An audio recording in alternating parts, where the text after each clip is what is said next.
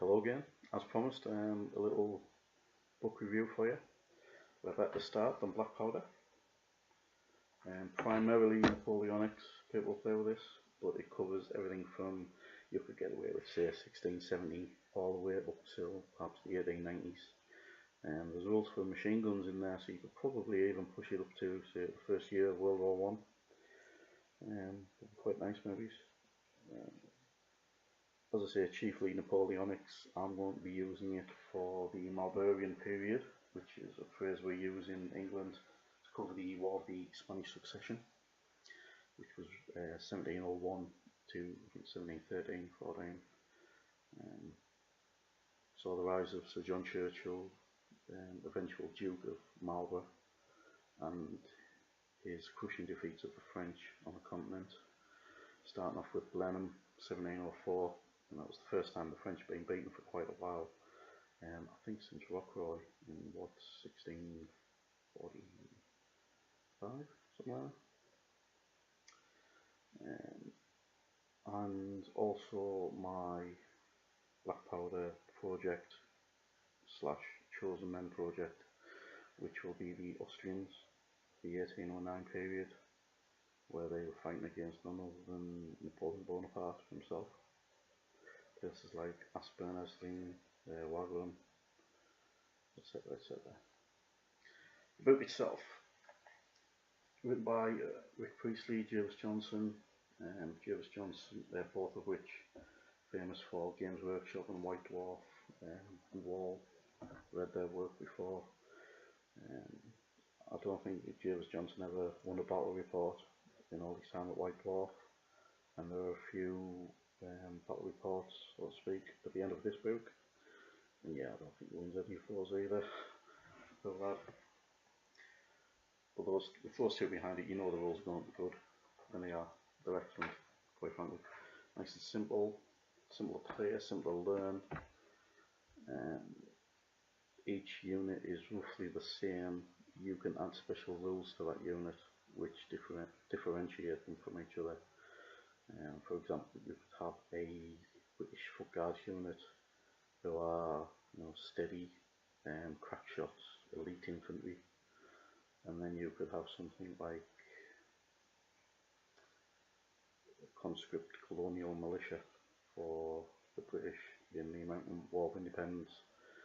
Yeah, half of them might turn up, and the other half might stay at home or down the pub, as I would. Like I say, the rules mainly Napoleonics, and you can do anything from the Crimea. Some very nice pictures of the Crimean battle in the back here. You can also do the Sudanese War. The Zulu War looks quite popular with warlords, Zulu Range, British Red Coats. That's a Crimea. Gorgeous, gorgeous, gorgeous, gorgeous. American Civil War, if you're into that period.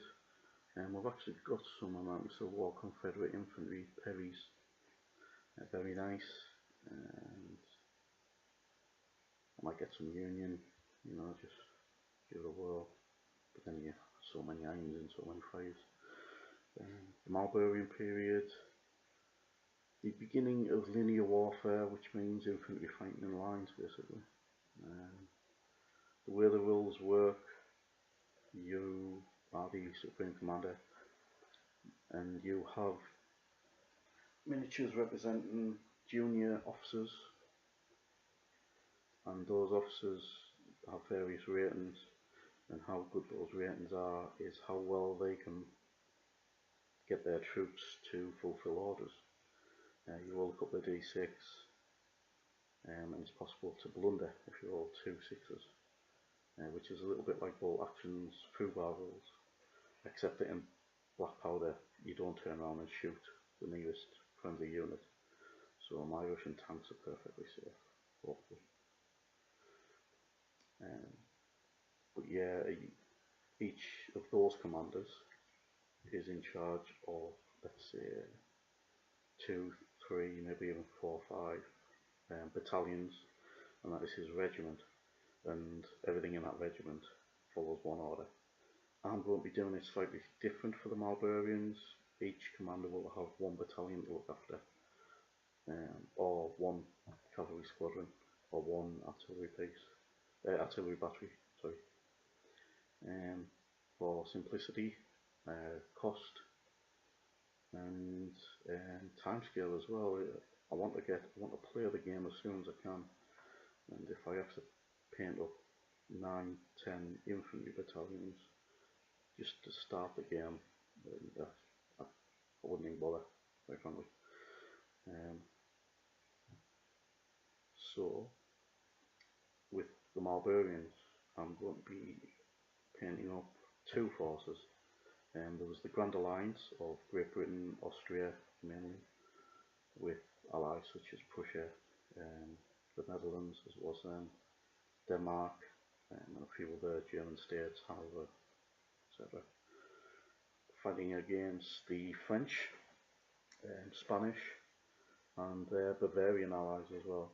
And the vast majority of units in that war were white, because that was the cheapest form of wool. You didn't have to dye it, with various colours of trousers and cuffs, collars. That's how they differentiated. Obviously the British wore red, which was a one-stage dyeing process brought in by the parliamentarian side of the New Model Army in 1640, 1650. The French didn't start wearing blue until much later as a main colour, which not a lot of people know, but they do now.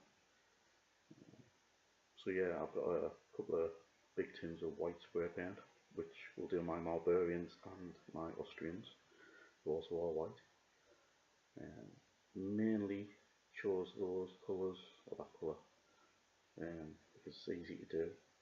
It'll hopefully be quick and cheap, and you're going to get a lot of miniatures done. A couple of sprays, and then picking up bits of colour, bit of a wash, go back over the highlights, and yeah, I might show a video or two of me doing that, showing you how I've done it.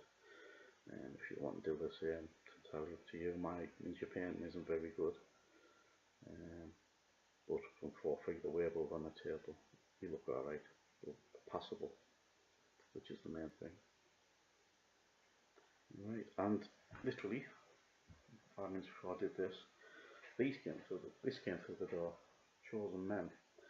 Now, with the Napoleonics for black powder, my Austrians, myself and a couple of friends are going to start off playing Chosen Men whilst I build up my force.